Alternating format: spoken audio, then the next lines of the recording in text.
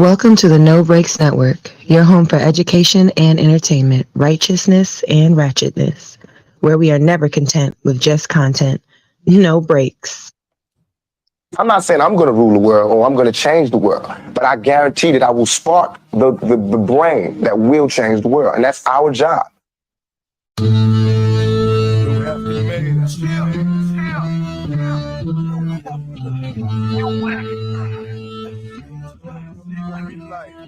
What up, team?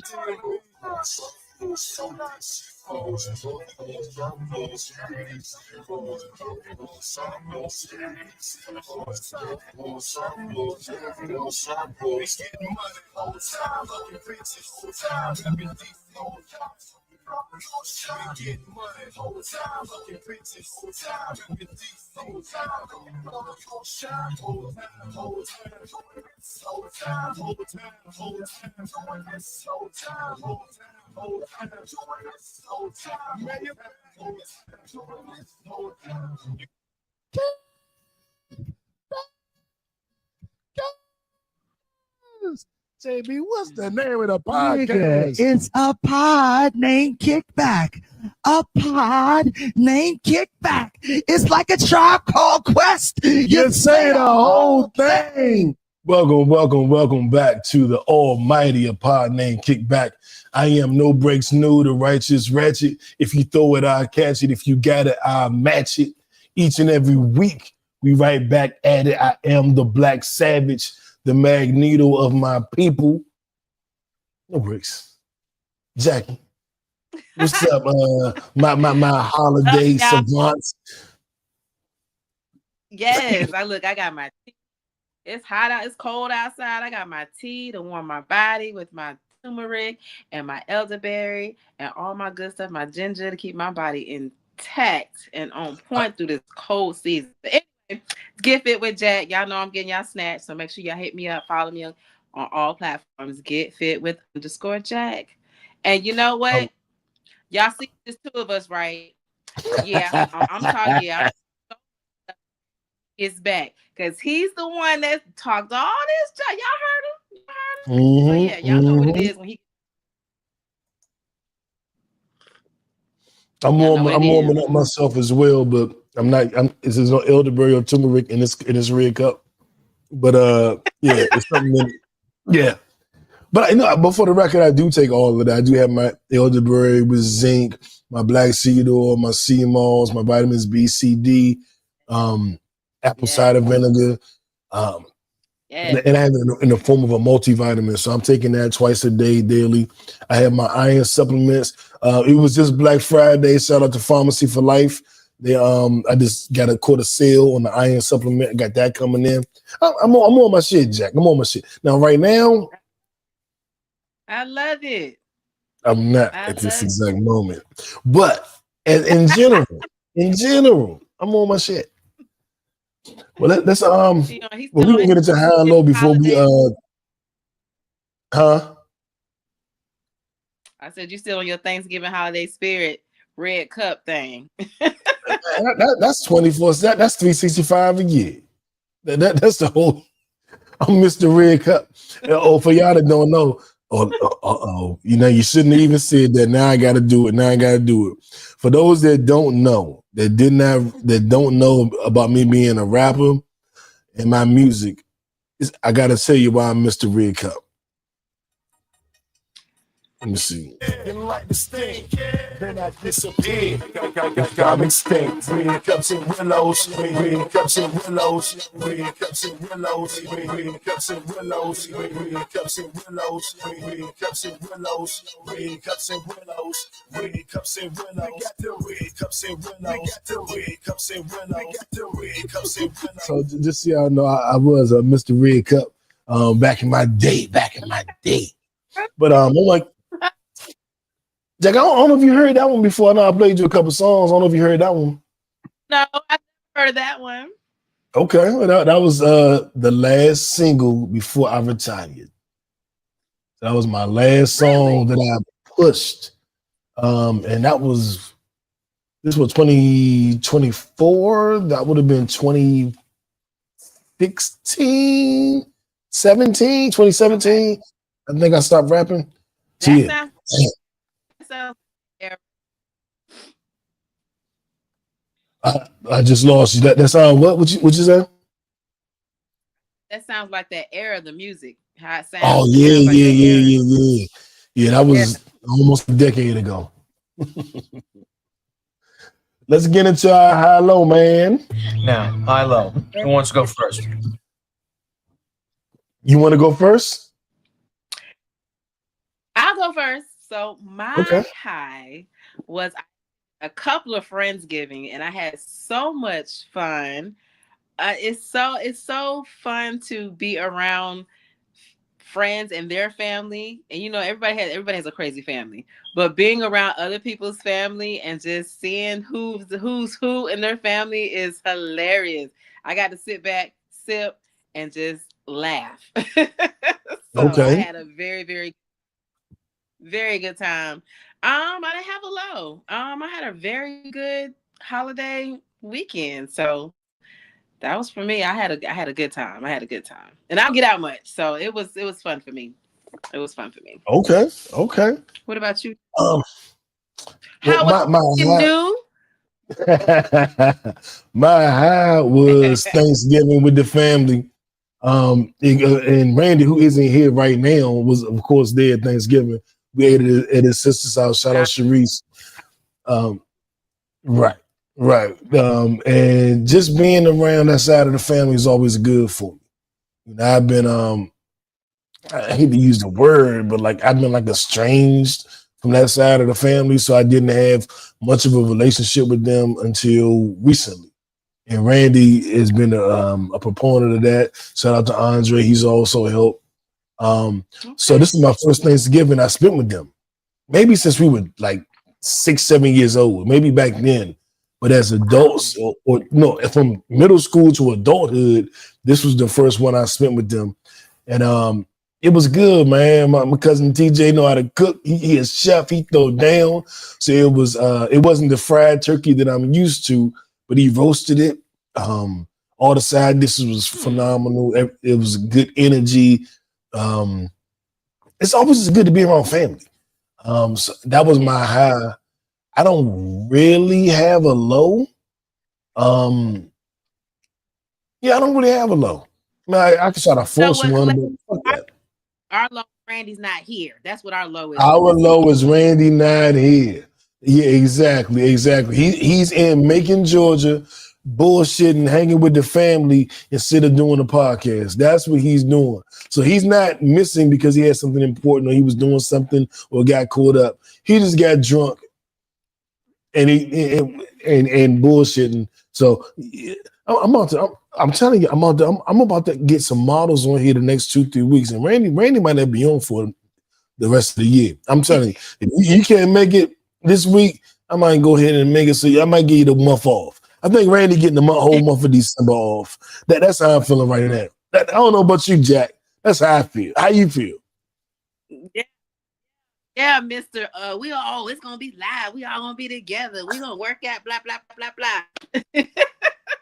Oh, well, let me ask you. Did you work out? Randy, I hope you're watching, Randy. I'm coming for you. I'm coming for you. So did y'all work out? No, I have not heard from Randy since he touched down. So there was no workout. There was no live podcast. So nothing that he said was going to happen happened. I had his bag. He ain't worried about that bag. So guess what? It don't exist no more. It don't exist no more. Kind of like Drake career. No, I ain't gonna do Drake like that. I ain't gonna do him like that. He's still around, but our viral story made it a little bit more difficult for him. So let's go ahead right into that.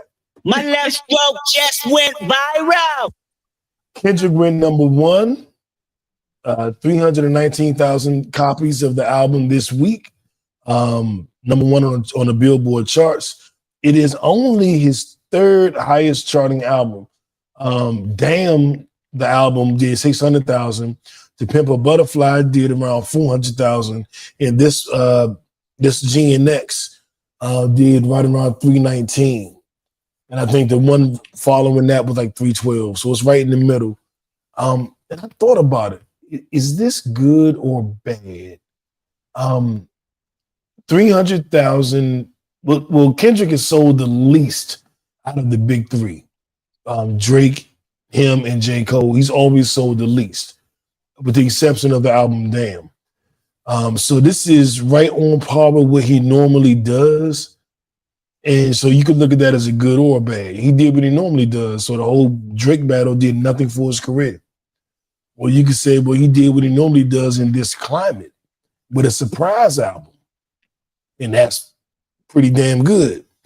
So I'm stuck on what I think. I think it's not bad, but it is not blowing your mind. It is not what you would expect off of the success of Not Like Us. But it was a surprise album. So you give a little leniency for that. I would say overall, it does not appear that the beef has helped with his album sales. But another component, he's independent now. He's not on a major label anymore. So it was a surprise album that was done independently. So I'm gonna say it's right here on the spot. It was an independent album. To do 300,000, to do what you normally do on a major, to do that independently, I think that is a victory. Mm-hmm. So I'm changing my answer right here live on the spot in front of everybody, and I'm gonna clap it up for that. I don't know where the trombone came from. This is strictly a round of applause. So I'm gonna give it up because he's independent and he did that. What you think, Jack? I think, for Kendrick, it's a win-win. This is the first album that he released on his own record label that he is promoting. I think this album, of course, is not what people expect because it's not for y'all. It's for the promotion of the Super Bowl. I think he has one in the chamber after the Super Bowl. I think he's going to drop another album, and it's going to be what everybody has been looking for and been wanting. But I think this album right now was just promotion for the Super Bowl. So I think Kendrick is smart. He does things strategically, as you can see with his videos, with his songs, how he put things together. So I think that this is definitely a win-win for him, especially independently. Okay. Yeah, especially independently. Let me ask you, because I know we talked about it when it first dropped, but how did you like the album? I love the album. I like it because it's a lyrical album. It's an album. I think it's getting me back to our hip hop roots. I love the way he does the videos. He brings so much light to his words of the songs when he does the videos with so many metaphorical things, so many references, so many paying homage to other artists before him. His videos are always full of so many gems. And I love that because it's very stimulating to the mind. We need to get back to the stimulating music and stimulating videos. So I commend him. Yeah, and during the battle, like I'm a Kendrick fan, but during the battle, I kind of got annoyed with, Kendrick, when he snapped his fingers, that meant this. And then when he rubbed his eyebrow, that meant he didn't like Drake's father. And it was just like, all right, dog, y'all got everything he do means something. Y'all was right. I was wrong. Everything he does mean something. I've finally learned that, like, you know what? A lot of this shit does mean something. And looking at the video imagery, I was like, well, damn. Okay. Mm-hmm. I get it. The Ice-T tribute, the Menace to Society tribute, the Isaac Hayes tribute. So I can't even knock it. Like the Kendrick stands were annoying me with, when he when he grabbed his sock, that meant Malcolm X in 20, like, oh, shut the fuck up, like, no. But I do know that a lot of these things do mean something, and I'm not going to dismiss that. And I do appreciate it because it does make you think. Like, I like to be challenged. I like to be mentally challenged. So I do appreciate it. And I like the album. I think I said Man in the Garden was my favorite song on the album. And that was the one mic tribute. But in listening to the Reincarnated, and I seen a lot of podcasts talking about Reincarnated. I wanted to set the record straight because I know what the fuck the song about. Reincarnated is the devil in carnal form represented through different people. It is the devil. You know, the devil was the angel that made music that was kicked out of heaven. On the very first couple bars in the song, he says he was kicked out of his father's house. And at the end, you know, it's revealed that he's the devil. But every character is the devil in someone else. It's the devil with the woman. It's the devil inside the blues singer. It's the devil inside Kendrick Lamar, the rapper. And if y'all are familiar with To Pimp a Butterfly, that whole album was about Kendrick's dilemma between doing what he felt was best for the people and doing what he felt would make him the most popular and the most money. And that The Pimp a Butterfly is all about the struggle to do the right thing or do the profitable thing. And that's why it's To Pimp a Butterfly, because a butterfly is such a beautiful creature. Like you're pimping it. Right. And you're pimping and are you pimping the change? Because we all know caterpillars become butterflies. So are you pimping the change? It was, and that's another time when Kendrick was deep with the double entendres, pause with all that shit. But I do enjoy the album. It has a lot of replay value, which I didn't think Mr. Morale did. It wasn't that I didn't like, I used to argue with Brittany about this. It wasn't that I didn't like Mr. Morale and the Big Steppers. It was just that the subject matter was so deep. You're not going to throw that album on every day. You're just not going to play it all the time. It's a heavy listen. This is a light listen, and you can probably throw this on damn near every day and just ride out to it. So I appreciate it, and I'm curious to see if there's anything that follows, and I'm even more curious to see what Drake going to do now that he is suing Universal Music Group. Now, Jackie, we can get into the jokes, or we can handle this seriously. What would you rather do? Would you rather laugh at Drake for suing or talk about the real reasons behind why he's suing? We can do both, or we can do either. I mean, I can care less why he's really suing. So you just want to for the jokes. You just here for the jokes. No, All right, I mean, that's gonna state the fact, but I mean, it's right now. It's pointless. It's like, why are you suing now? You could have sued when the song was really hot. Yeah, and now we know that him suing has kind of gave the song a resurgence. So now the song is getting even bigger than it was in the last few weeks. But exactly. I'm gonna get serious real quick. I watched Michael Jackson do this and die. I watched Prince do this and die. And I'm kind of like Drake. Are you sure? You sure you want to? But then the revolutionary in me, the Malcolm X in me, the Bob Marley in me, the Nat Turner in me go like, fuck that. I'm fighting the system. So if I die, I die. But I do know Michael Jackson died. I do know Prince died. Like I saw it. If the music industry, as Drake has said on record years ago, that they're all plotting against him, trying to teach him a lesson and take him down, if that is really what's going on, I can't be mad at you fighting back and fighting back in the best way you know how. There are a lot of people that thought that he was suing Kendrick. Like, he lost a rap battle, he's suing Kendrick. No, he's not suing Kendrick. And allegedly, he's not suing because he lost the battle. He's suing because what he says is Universal Music Group devalue, as his contract is up for renewal. They are using Kendrick Lamar to devalue him so they don't have to pay him what he's actually owed. And that's his beef. They don't want to pay me. They want to devalue me so they can offer me a lowball number. It might be time for Drake to just go India like Kendrick. Just do, y'all get big enough. But from that angle, Jackie, how do you see that? Like that angle of They're trying to devalue me so they don't have to pay me, and I'm not gonna stand for that. I mean, if he feels like he's being devalued, I mean, for any artist, if they feel that way, they definitely should stand on their business, stand for what they believe in. But it's just the timing for me. It's the timing for me. Because now it's just like, is this the true reason that you're doing this? Or is it because you're really trying to still keep some flame underneath your career and keep your name out there? So it's just, with Drake you just never know with him.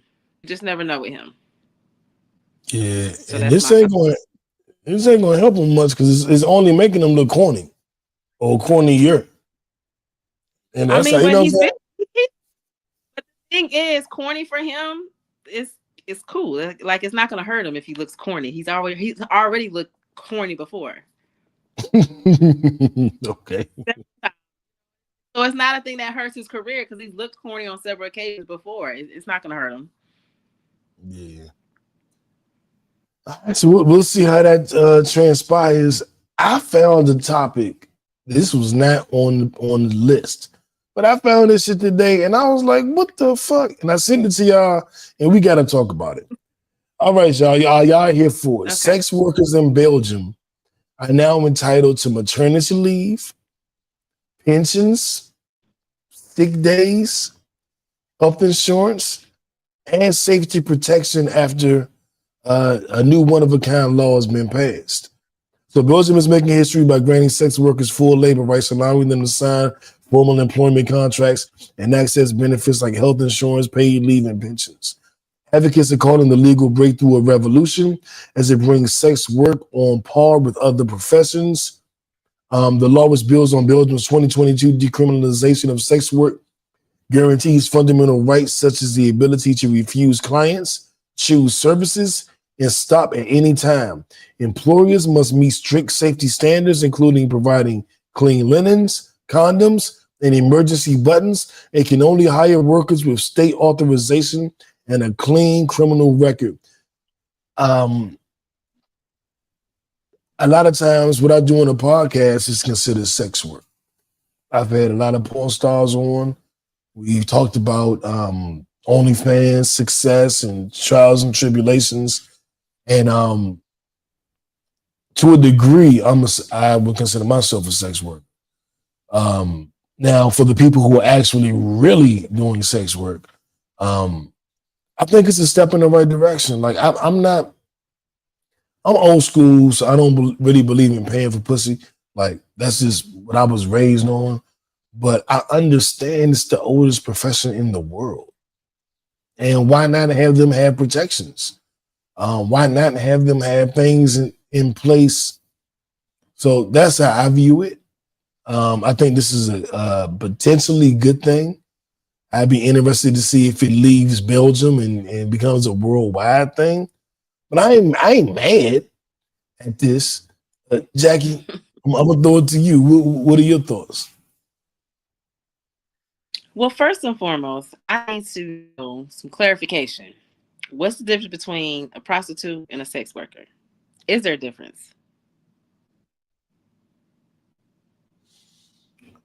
No. I mean, there may be subtle nuances, but a sex worker is essentially a prostitute can be a sex worker. A sex worker isn't necessarily a prostitute. Like I said on the podcast, if we talk about sex, then we're sex workers to a degree. So a prostitute is a sex worker, but a sex worker isn't necessarily a prostitute. Did that help at all? No. Are they both getting paid? Yes. Yes, they're both getting paid for sex or sex simulation or sex conversation. So it's a sex worker embodies way more than just a physical act. So what I'm saying is there's laws against prostitution. There's laws against sex working. Well, not in Belgium. That's what I'm saying. So if I that's what I'm saying. As a female, when you go to jail, they charge you with prostitution, right? They're not going to charge you with being a sex worker. More than likely, yes. Yes, you're right. I believe you're right. See, that's kind of vague for me. I mean, of course, I'm old school like you. You know, I can care whatever path you want to go on. You know, as long as you're protected in what you do, whatever. But it's just kind of vague. We have all these laws against prostitution, but we're allowing sex workers to do what they do. But in Belgium, they decriminalize sex work. They decriminalize prostitution. So as of right now in Belgium, you could have in 2022 they did this. You can be fucking and getting money, and there's no issue at all. The only thing they changed in Belgium this year is that you have all of these rights. So they already, it's like decriminalizing marijuana. So if we use that example, they already decriminalized it, but now they're saying if you sell weed, you get benefits. You get health benefits. That's basically what they did. They decriminalized selling weed so you can't get locked up. But in 2024, you can get health benefits and 401k. That's what they did with prostitution in Belgium. An employee and you're going to be paying taxes, correct? As a sex worker. Yep. So how do these people get employed, and how do they I got a lot of questions. Now let's say this may help. While independent sex work remains untouched, unregulated hiring practices are now criminalized. Critics, however, warn that undocumented sex workers may remain vulnerable to exploitation and stigma. With its comprehensive labor protection, Belgium has set a bold new standard that even legalization pioneers like Germany and the Netherlands have yet to achieve. So if you sign up as a legal sex worker, you get these benefits. If you just a hooker on the street, you don't get them. You got to sign up, get into the system, be a part of the tax-paying system in order to get these benefits. Every hooker on 12th Street don't get that. Got you. That's just like the weed man on the street and the dispensaries. I got you. I got you. God damn it. Exactly. Exactly. So I mean, if it helps, I mean, for them, I think they're putting that in place to have more control and give them more support. I mean, if it makes it work, a lot of these countries do a lot of things that we don't do, and it works for them. I don't know. I think if it was done here, I think people would go crazy. Yeah. Like in the States, crazy. I think it's coming. I don't think it's coming this year. Yeah. But I think that's what she said. The thing that's going to happen in the United States is they're going to make it to seem where you're going to have to, it's going to be public knowledge. So a lot of people are not going to really get into it if they're in a different profession where they can't, you can't do it they'd have to do it on the side. But to get, the benefits, they're not going to want anybody to know that they're a sex worker if they're a doctor in the office or a lawyer or whatever. But I do think that people would go crazy. People would go crazy in the States if it was available. I think a lot of people would quit their jobs. Oh shit! Okay, well, I mean, you're probably right about that. But I think if that happened and it got saturated, they of course would change the laws. They would have to change the laws. Yeah, and I think it's coming. We shall see, but I think it's coming. Now I want to get into our kickback conversation. They're trying to control this OnlyFans money. Yeah, the little shorty, Rain, she said she made $43 million last year, and I went to her page. Yeah. I went to the leaks, and she ain't doing nothing. She's pretty, she's sexy, she's a little seductive, but there ain't even no penetration on her page, and she made $43 million. God damn. You know what I'm saying? Yeah. Like, hey man, if y'all like it, I love it. I guess. So many. It's such a big voyeurism community. That's why a lot of these women make a lot of money and they don't have to do anything because of that community is huge. Voyeurism, huge. So people, it's not you about right. huh? No, you right. You're right. Yeah, because people don't understand that a lot of people, when they think about even just the sex world and the underground sex world, they always think it's about penetration, gang banging, and all this. It's actually about the sexual connection, how you make a person feel. You don't have to do anything as far as penetration. I'm telling you, you make more money by seducing someone's mind over any physical touch. That's real. I got a story to tell about that. I'm gonna wait until our next topic, the end of our next topic, because I gotta get some shit off my chest, Jack. So I'm gonna use you as my my venting board. So I'm gonna run some shit by you and see what your thoughts are. But I gotta get some shit off my chest, and you can be my therapist today. So in our kickback conversation, yeah. So 1 in every 4 adults will stay single for life.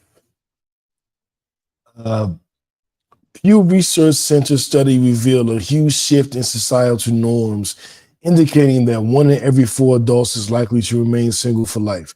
This trend suggests that by the time today's young adults reach 50, a quarter of them will never have married.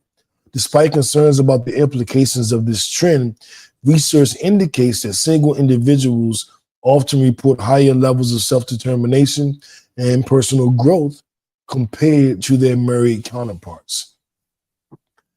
Now, she got the complexion for the connection. That's right. What up, Burger?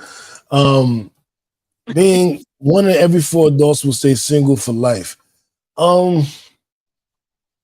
Being as though I'm 48 and I'm single and I've seen people around me, it's about half and half. So I can't say everybody's single. It doesn't quite feel that way, but the people under me, the younger people, are starting to seem like they're more and more buying into the single life. And so it does feel like the married life as a whole is maybe decreasing. That's not my hope. I'm not a big proponent of marriage, but I'm a big proponent of commitment. So I would like to be committed to a woman or 2 or 3 at some point. But I'm not really interested in staying single. But I've been saying this for years. Single ain't that bad. Like single ain't that bad. Like you gotta be something to get me out of my singleness, because single is not that bad. So it would take something real. I'm not gonna settle down for the fuck of it. I'm not gonna do it because there's nothing better to do when single isn't bad. If single was horrible, okay, I'm settling down with whoever, ma'am, take me. But single ain't bad, so I'm chilling. But I would rather be in a relationship, and I say that, but I mean this in all sincerity, like with a woman or 2 or 3, and I'm not saying that in jest. That is, and I'm ambiamorous, man. I can live poly or I can live monogamously. It does not matter. I favor the connection.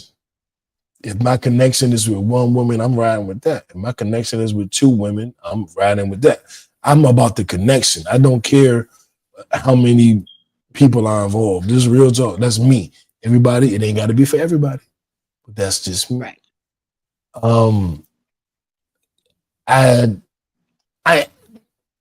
It does rub me wrong that they're saying that 25% of the population is just gonna stay single forever, because that means you're not finding anybody to connect with, to build a life with. That is what alarms me, because whether it's 1 woman, 2 women, or whatever, I want someone to build a life with. I do want that. That is real. That is, I don't, that I can't fake on that. I would love someone to build a life with. I would love someone that we plan our vacations every year. I would love a woman that we alternate cooking. We alternate, like we just did Thanksgiving. Whose family we go to this year? I would love that. So I am not a proponent of staying single. I'm just not a proponent of being miserable in a marriage or being miserable in a relationship. But so that's a little discouraging, kind of like, damn, so many people are not going to have that. And I've had that. I've had the woman where, we're going this place, we're going that place, where it's her turn to cook, it's my turn to cook. I've had that. And I think that's better. If it's with somebody who's on the same page with you and you guys agree, and it's legit and it's positive, and it's an enjoyable experience. I don't think anything's better than that. But if you can't have that and you're just with somebody and you're miserable, you can keep that shit. Have at it. I don't want that. But Jack, I kind of want to get what you're saying. Hold up, Burger. You don't see me get married. Burger, I might get married next week. You don't know me, Burger. You don't know. Well, actually, you do know me. Burger know me my whole life. Burger helped raise me, so he do definitely know me. That's my OG. But yes, maybe Burger, maybe you never know. Man, he might be giving reality check. Might be like letting you know. Now, look, don't be trying to cap right now. You know you're not gonna get married. We're gonna shift it to you, Jack. How you feel about this? Well, for one, I do think that marriage is not a huge priority on anybody's, in the majority of people's list these days. It's a very small pool of people that are into what you're saying, a connection with someone. It's not a lot of people that look for a connection. I think people are looking for materialistic things, to set up their life, to set up their kids, to set up their legacy, and everything else will come later. The connection, we'll form that later. But so I don't think I do agree with what they say, because I think a lot of people are not wanting to get married. They'll have a baby before they get married. They'll plan to have kids with somebody before they plan to marry them. So I just think that our morals have changed over the years. And I just think that people don't court anymore. People don't get into connection. People don't learn their spouse. They don't learn the person that they want to see a future with. That's a big thing that I see missing in a lot of relationships. People don't learn that other person. It's more of like, oh, well, I'm not dealing with your baggage. You ain't got to deal with mine, and I'm out type of thing. It's not, well, what's going on? Well, why are you feeling that way? What can we do to fix this? Can I fix this? Do I want to stay and fix this? People are so quick to just run out the situation instead of learning the person, doing the research, doing the work, period. So I definitely agree with that. It's sad to say, but it's true. For myself, I'm more into connection too. But because new, and you know this, because people like us that are into connections with people, you don't find a lot of like-minded people. You're not going to find a lot of people that are into connections. So that's another thing as why a lot of people are single, because there's not a lot of authenticity out here. There's not a lot of transparency. There's not a lot of truth and communication out here. So, people like us that are for a connection, our intuition is very, very deep. So once we see a red flag, we out. You know what I'm saying? We don't, our boundaries, we keep our boundaries intact. We keep our peace level up to par. So we're not going to really dibble and dabble and be out there like that, trying to date everybody and trying to, look for marriage and all of that. We more so just living life, practicing our peace, our self-care, make sure we're on point. So when that person is presented to us, we're able to pursue that into marriage and getting to know that person. So that's my thoughts on that. But I definitely agree. I think the marriage is not on the top of the totem pole anymore at all. Yeah. Nah, you right. And I'll just go over some of the comments that Berger threw up as he's putting my personal life on display. Ever since she was Polly, that snapped that. There's nothing wrong with not being married, bro. Live your life. And I'm gonna be straight up, like, I was introduced to the poly world in like 2005. Like, I had a girlfriend that was like, we should have a girlfriend. I was like, oh, we should. Well, what does that look like? I mean, it sounds cool to me, but I don't know. What does that look like to you? And then that was a taboo thing. And after we broke up, every woman I brought it up to was like, "Are you crazy? Did you bring that up to me?" And I'm like, "Well, Shorty said that last year. Nobody's interested in that this year." And then as time went on, the word polyamorous came out, and everybody was poly. Well, not everybody, but people knew what it was, and that became more in vogue, more in style, more acceptable. And I think being poly doesn't mean I'm gonna get married, because for honesty, I consider myself ambiamorous. Me, like you ambidextrous, left hand, right hand. Like, I can be with one woman, or I can be with two women. Like it's not a requirement. If I meet a woman that says I only want you and you alone, I'm not going to be like, well, you're too bad for you. Guess what? You got 3 more girls. I'm not going to do that. I look for meaningful connections. And if my meaningful connection is with one woman, I'd be more than thrilled to have that connection with one woman.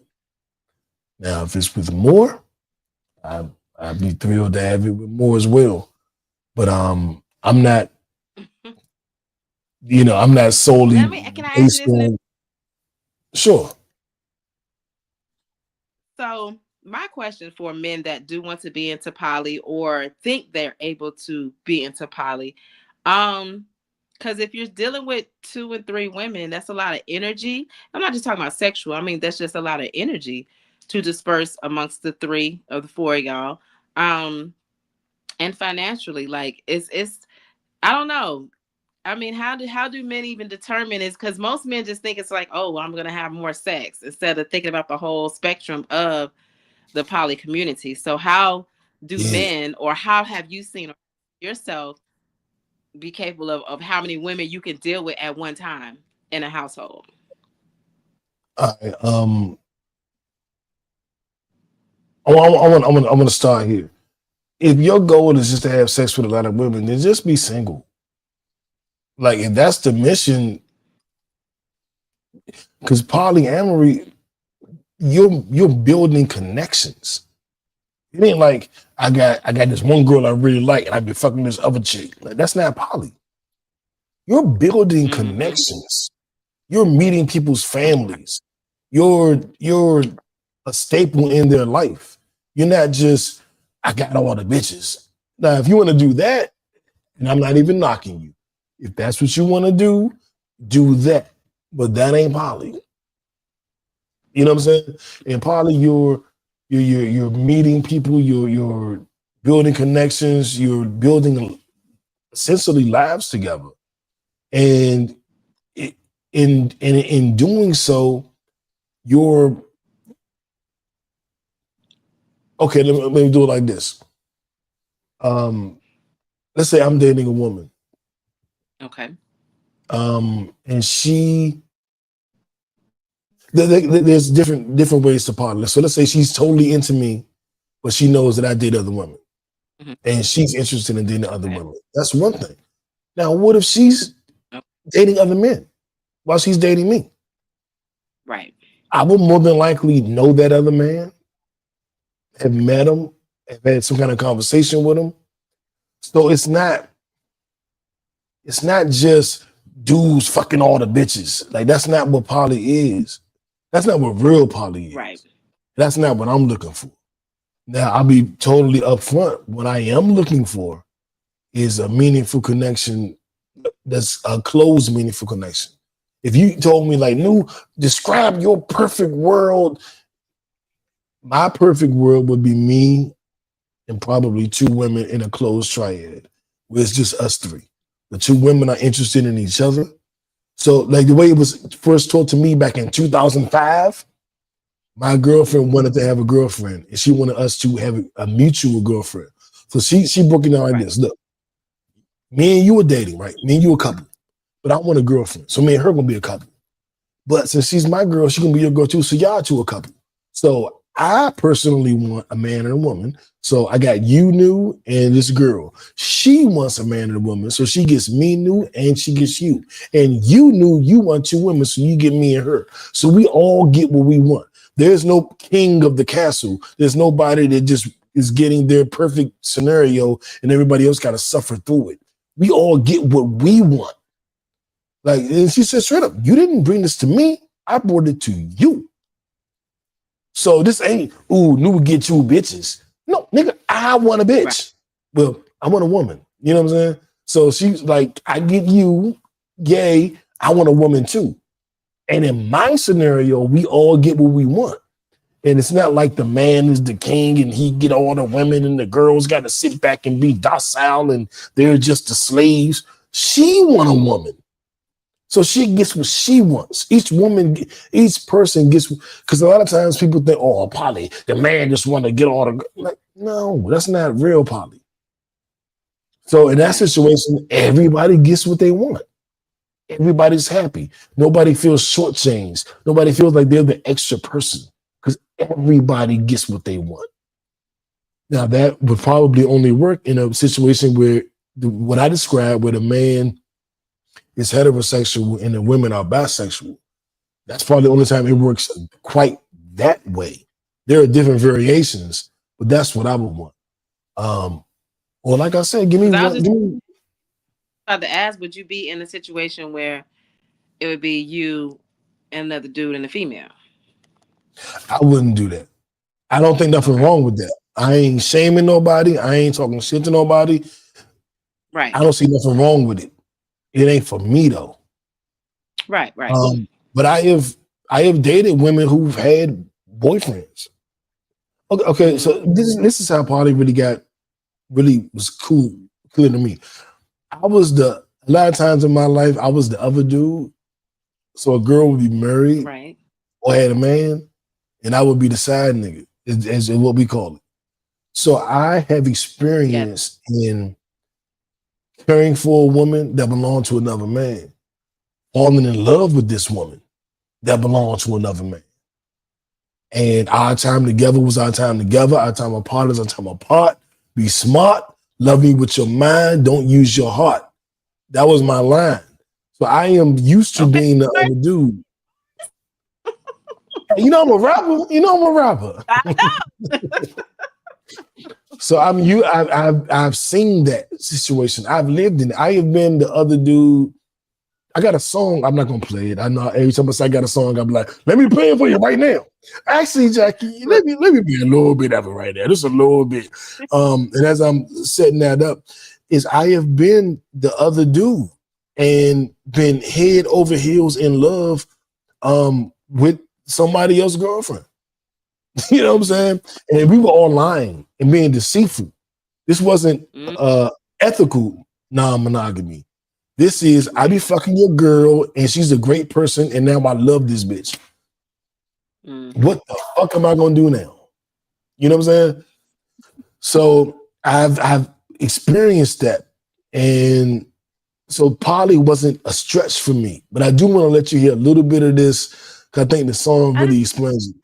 Well, go ahead before I do that. You're not gonna leave us in no. How did that end, and how did you handle that with being in love with somebody else's woman? I'm about to tell you. It's all in the song. It's some real life shit right here. I did this shit for the last like 10 years ago. You treat your girlfriends bad. That's when new step in. Keep girlfriends on air like QP. When we together, we can't chill. Only try to have something. Cause your phone gon' ring and it's gonna be a family. I'm gonna try to skip through to the irony part. And now she got my number locked under the name that the game swell. And you might take swear you are man. So you run monotonous lover. I'm waiting on the call like I made a shot. But it would about all the children that I shot in the rubber. Come one of those biscuits we find that she got in the oven. We out together on holidays, sending messages in the house all alone. Now I'm feeling desperate. I'm like, whatever, Slim, I'm gonna get my own cookie, but I don't, cause I'm scared of smelling my own dookie. You can be the boyfriend and go out like a be the other dude, and don't go out and being in love is something that I really don't condone. I stop Miss Jones so she can answer her phone. I know she kissed you when she walked back in the house after I shot a million kids in the back of her mouth. I think I'm in too deep to turn back now. Tired of being all alone. I'm gonna stop it because, and I just tell you, Jackie. The story of the song is it's called The Other Dude, and the premise is I'm tired of being the other dude, and it's like now on holidays I'm by myself. Like it's cool, you know, when everything was happening at first, like, yeah, we chilling. I got on Friday night or whatever. When she's supposed to be with the girl, she with me. But now it's Thanksgiving. And me and and I don't have a girl because she with her man. Now it's Christmas, and now, you know what I'm saying? Now it's Kwanzaa. Now it's my birthday dinner. Exactly. And the song is I'm tired of being the other dude. I'm tired of being all alone. I'm tired of being the other dude, but I'm scared to have a woman that I call my own. And the whole point is like, she gonna cheat on me like your girl cheated on you. Like why would I wife her when I know what she's already done? Or why would I wife her when I know what other women have done? I'm scared that I'm gonna lose my bitch like you lost your chick. And you know what I'm saying? I've seen this movie. So having that experience that it's supposed to be so glamorous being a player and all that shit, which really just torments your mind. It really just puts you in an ugly mindset, and you got years of therapy to get out of it. If you want to move into a healthy relationship, going through all of that led me to believe like, no, this ain't it. I don't want to be the other dude. I don't want to be the cheating dude. And then I was introduced to ethical non-monogamy, where I can get all of the benefits of being the quote unquote other dude, but none of the penalty. So I'm like, ethical non-monogamy. Well, you're not lying. You're not. First time I've heard this, ladies and gentlemen. Oh, you never heard that term before? No. I didn't make it up. This is a term. This is the term for polyamory. Ethical non-monogamy. We're going to date multiple. Like, think about it this way. You meet, let's say you meet, so like Big Burger is on here. You meet Big Burger today, y'all decide to go on a date. You meet me tomorrow, we decide to go on a date. So you went on a date with him this Friday, you date with me next Friday. You're not cheating on anybody, you just met us. But you've been on two different dates.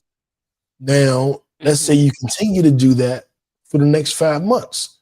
You're still not cheating because you haven't committed, but you're dating other people. We all have experience dating other people, dating multiple people.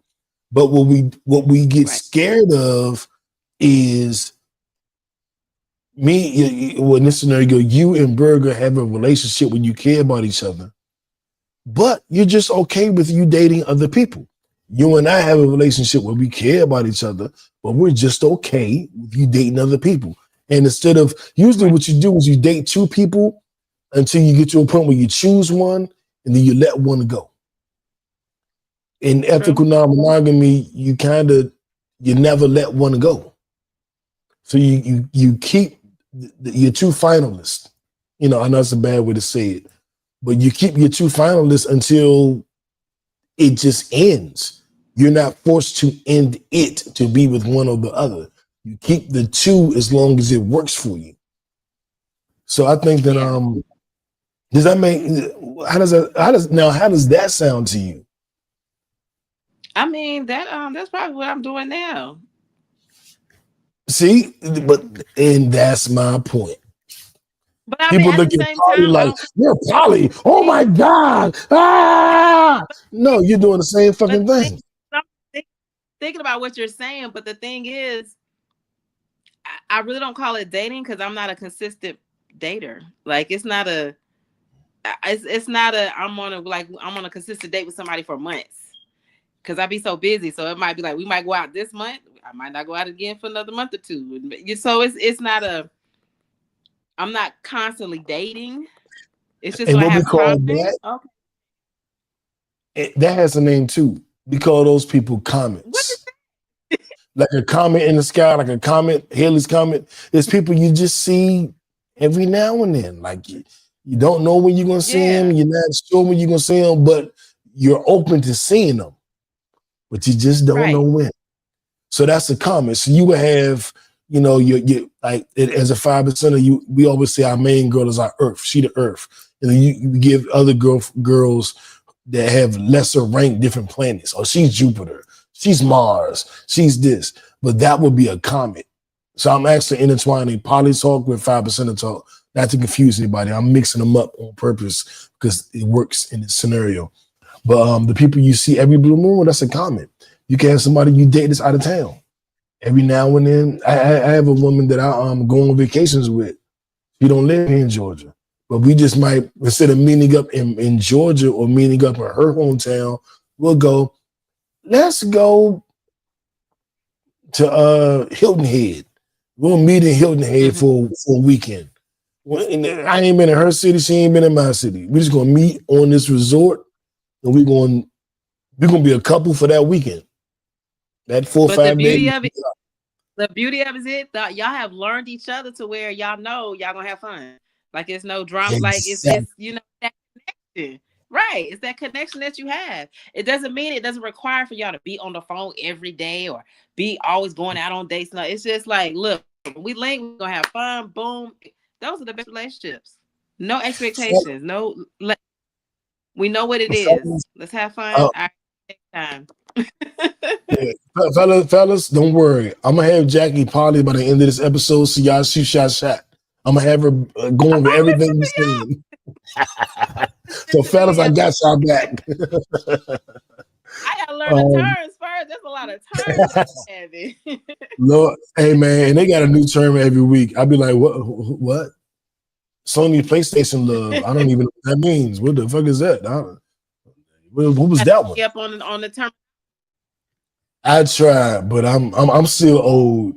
You know what I'm saying? I'm almost 50. I can't keep up with all these terms and shit.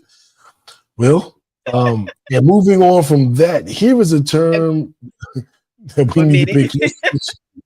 Yeah, we need to pay close attention to this term. So dumb. You are really dumb. For real.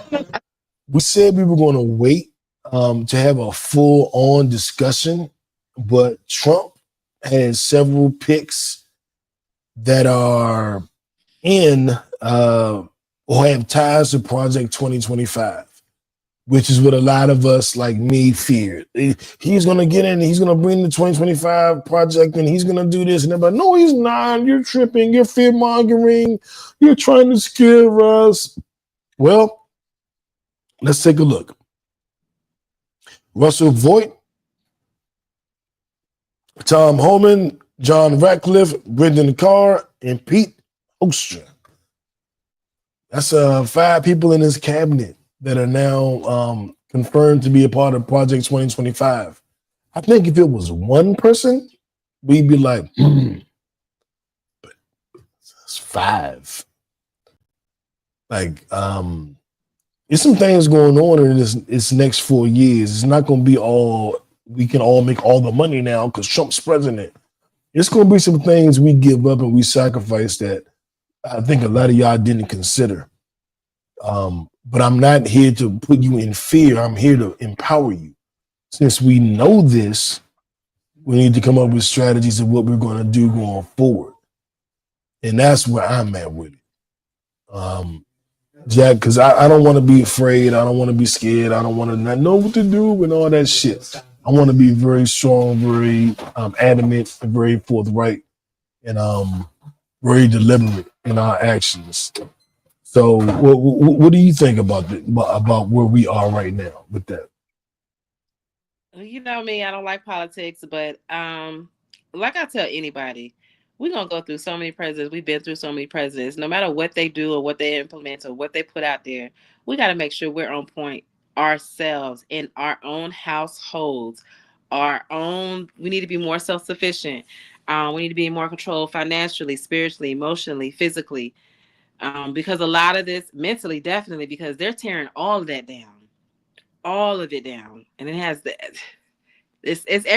They're tearing down the human society. If you guys have not noticed, so get yourself right and all the way. Don't just do parts, bits and pieces of your life. Get your life all the way right so that you can make sure that your kids and your grandkids are good and set for the next 50 years, no matter who's in office. That's all I have to say about that. Talk to him. And we're going to take a deeper dive into this at a later date. But I want to move on and kind of get into our Nipsey Hussle Award. And I alluded to it earlier, but I think it's going to be really interesting to have this conversation. If it's sports, if it's fashion, if it's music, if it's hustling, whatever, you're on a marathon, you know. So I talked about Sophie Rain, the OnlyFans model, bringing in $46 million this year. I gave it a Nipsey Hussle Award because that's hustle. Yeah, we want a round of applause there. Hold up. You right, Jack. Get it, honey. Get it. I ain't mad at you at all.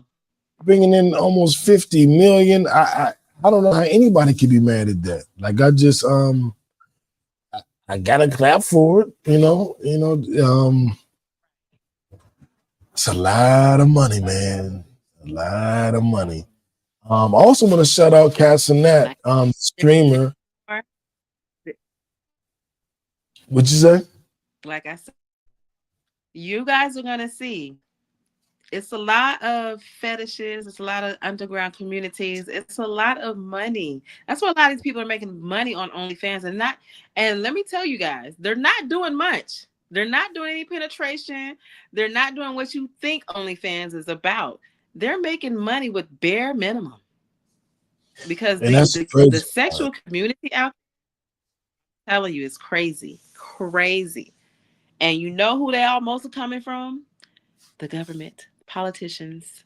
So it's wild, man. It's wild. And then and alongside that, we got the streamers like Casanat, who's doing a more wholesome stream most of the time. And he just hit 600,000 subscribers on Twitch, which is the highest amount of subscribers Twitch has ever had. I can't even guess how much money he's making. Like, Jesus Christ. Like, Jackie, we got to do something. We got to get our money. We got to do something. Because these folks is making, $5 million a month. So we got to do something to be in the ballpark. If they're making $5-6 million a month, we should at least be making 100,000. Like, God damn. They killing it. Shout out to him down the lane, and a lot of people are hating on him and you're teaching stupidity, or you're not doing nothing, or you're showing these kids they don't have to do anything. This man that found his lane, don't rain on his parade because he found a lane that it works for him. He hasn't. One thing I can say about him, it's not like he brags about. I mean, he's really put in work. Like, he's really been doing stuff on YouTube for a very long time. He's come from humble beginnings. I just don't think, a lot of people are like trying to rain on his parade because he's so young and makes so much money. But I mean, that's the game right now. A lot of these youngsters are making a lot of money young. A lot of them are. Fact. I'm about to make a Twitch page and an OnlyFans. I'm about to make all them junk. I got an OnlyFans. I just never used it. But I created it. But I think that is the key. It's the behind the paywall content, whether it's Patreon, OnlyFans, whatever it is. If you can get your subscribers to contribute monthly to your content, that's the key. And that way you don't have to go through nobody else. You don't have to have a business backing you. You do your own thing. You cut out the middleman.